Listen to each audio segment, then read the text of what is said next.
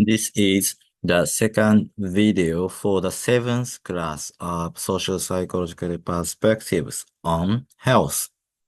So in the first video, I talked about how life transitions can be negatively or positively affected people's well-being.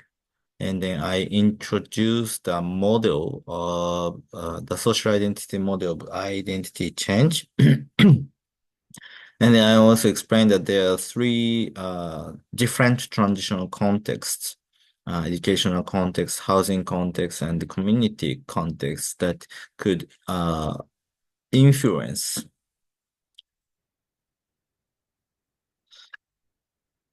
our well-being. And then toward the end of the first video, I explained about education. I started explaining about the educational context, and then I will continue on that. So let me introduce one study done by Athia and Du. And I actually explained about this study in, I think, chapter 2 in relation to the hypothesis 3, the group circumstance hypothesis. When and to the extent that a person defines themselves in terms of a given social identity, their well-being will be affected by the state and circumstances of the group with which their identity is associated. So SEA and Do studied Hispanic students entering Ivy Leagues in United States. So basically top universities in the United States. And they found that well-being of Hispanic students fell once they entered universities. But highly identified individuals engage more in cultural activities and restored their positive identity. So, and Asia and Do propose there are two paths of identity negotiation in the case of Hispanic students in the US. So, the first path is uh, for lower students with lower initial ethnic identification. And these students tend to come to that they do not identify well with their university. And then this would lead to even lower ethnic identification and lower self-esteem. So basically, well, Essia and Du did not explain their study in relation to the social identity model of identity change. But with this model in our mind, we can understand that these lower initial students with lower initial ethnic identification failed to gain new identity. So they couldn't go down in the gain pathway, you know. So while the first box in Ethia and Do is not the multiple group membership, but you can understand it as like a similar one to this one. So initial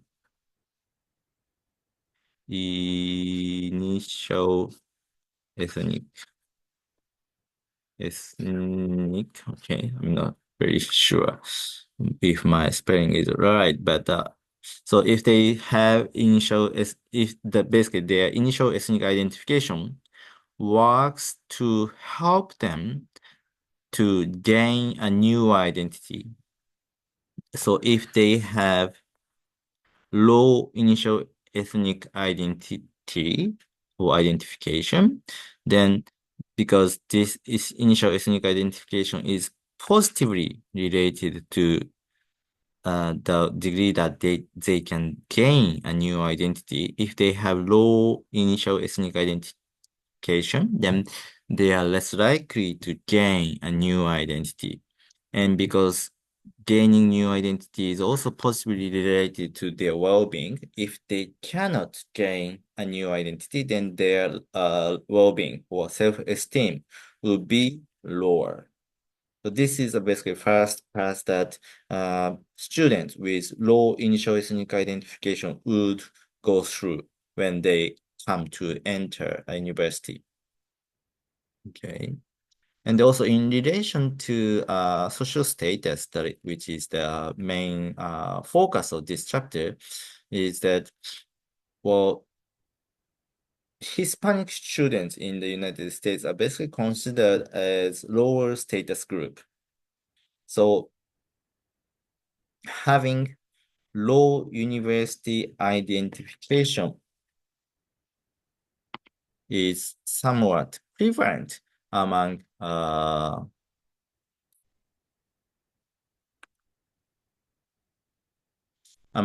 Hispanic students,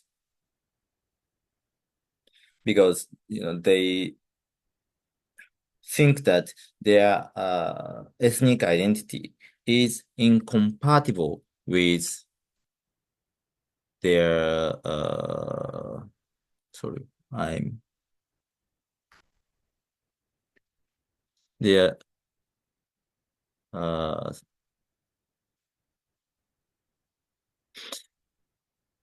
sorry, their ethnic identity. They think that their ethnic identity is incompatible with the university identity, where a lot of white and then wealthy students are there. So, but this is this kind of process happens for students with low or initial ethnic identification. But if students have higher initial ethnic identification, then they will engage in ethnic activities at the university. So basically, they initially think that, well, identity university identity is not really compatible with my ethnic identity, because my ethnic group is considered as a low status group, and then most of the students are white and then rich students. So I think I'm not really fit into this new environment. But once they start engaging in ethnic activities at the university, then they realize that, well, my ethnic identity could be actually compatible with life at the university, because there are several ways I can value or maintain or respect my culture, and also share my culture with other students. And through engaging ethnic activities at university, they can establish continuity between their past and present identities. So at the beginning, they thought that, well, my ethnic identity isn't really compatible with university identity. But as they engage in cultural activities, you know what? I can actually practice my cultural activities, my cultural I can keep my cultural practice at the university. So it means that my ethnic identity is not really incompatible, but rather I can continue my ethnic identity while I am as a university student. So they can actually perceive that it's continuity between the old and the new identity, and this help them to maintain or even strengthen their ethnic identification at the end of the first year. And then is this leads to stronger social, higher self-esteem. Okay, so going back to the model. So if they have high ethnic identity at the initial point, it helps them to gain new identity. And also because they have high ethnic identity, they are more likely to engage in ethnic activities. Ethnic. And this helps them to maintain their group membership, so because they can continue their identity from past to the present. And both of these passes help them to achieve good health and high well-being. Okay. So how strongly they initially identify with their ethnic identity is related to how well they can fit into a new environment such as university, and then that kind of ethnic identification and how well they can fit into the new environment will affect their well-being and health.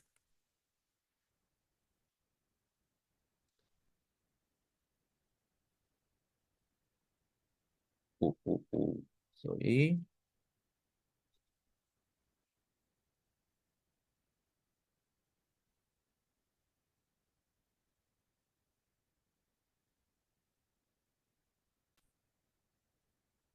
Excuse me. Yeah, so there was a study done by Isier and Du. And yeah, so the social determinants of health suggest that gaining education is a good investment. However, so basically, social determinants of health suggest that if you want to achieve higher, I mean, if you achieve higher status, then you should have better health. So in order to achieve higher social status, education is a good investment in order to achieve higher status, and which will help you to become healthier. However, some people, like low status group people, see the new identity as incompatible with their old one. And because of such perceived incompatibility between their identities, uh, receiving benefits of gaining an education is more difficult for the people who need it most. Lower status group needs the education and the benefits of education most, but because of being in low status, it is more difficult for them to actually gain the benefits, receiving the benefits of gaining education. So, this is not really something individuals can do, or like this is not something individuals can change, but society as a whole, or maybe even a nation as a whole, needs to work with. So as I said, these like strategies or approaches are more like individualistic, like how much they can identify with their ethnic identities or how well they can identify with a university identity. So in that sense, these are individualistic, really rely on each individual. But there is another maybe approach that like society or a more like systematic approach could help individuals to uh, attain better health. And that is cognitive alternatives. So this is the awareness that the existing social reality is not the only possible one, and that alternatives to it are conceivable and perhaps attainable. So instead of individuals working hard to change their own situation, maybe a society can provide uh, a group as a whole a better future, or like possibility of a better future. That is cognitive alternatives. So this involves the anticipation of a status change for the whole group, not just individual, but the whole group, and then particularly for low status groups. And as I have been saying, that this is in contrast to individual mobility, which is that individuals crossing group boundaries as individuals, leaving their low status group behind and joining a higher status group. So this is what individual mobility is. But as I have been explaining, individual mobility comes with a cost. So basically, when they make an upward mobility, when they improve their social status, they basically have to cut down their social contact, social support from their old groups, and then that would negatively affect their health. And furthermore, their new group is unlikely to accept such people warmly. And because of that, even if they achieve higher social status, they are unlikely to receive social support from the new group that they are going to join. So cognitive alternatives can be provided by giving perceived changes to the social cultural context. So basically, if people can perceive changes to the social cultural context, then they can aware that there are alternatives in their situation in the future. So basically, this is the focus of this cognitive alternatives is on the group's future rather than individual's personal future. And there's one study explained in the textbook that among children in a rural area of China, those who perceived higher cognitive alternatives reported higher self-esteem. So basically, in this study, what they did was that there was a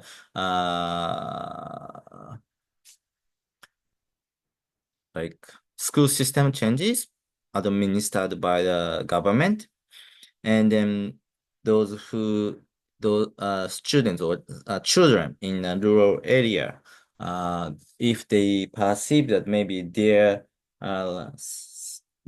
environment or their lives could be improved through such new school system, they tend to report it.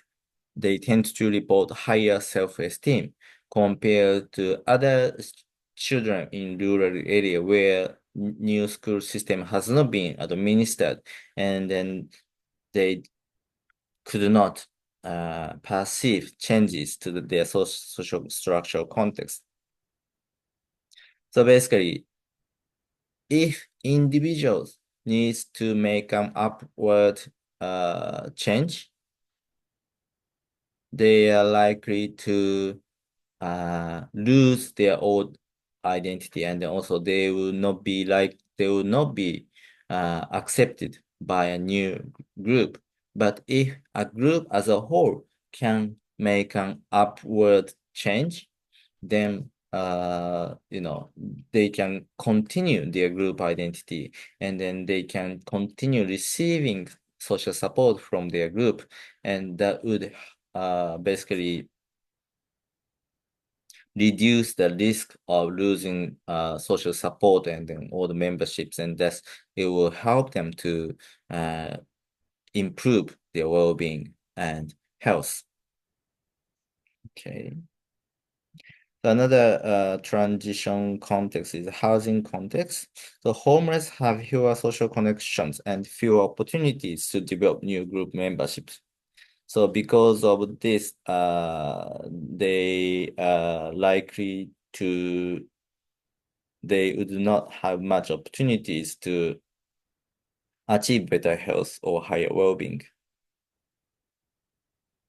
Yeah, so basically they have less bonding capital and thus less bridging capital. So they cannot improve their multiple group memberships, and because of that, they cannot achieve good health and higher well-being. And then I talked about one study which showed that identification with the service that provides shelter predict transition to secure housing. However, shelters could develop negative social relationships which connect homeless to drug use or criminal activities.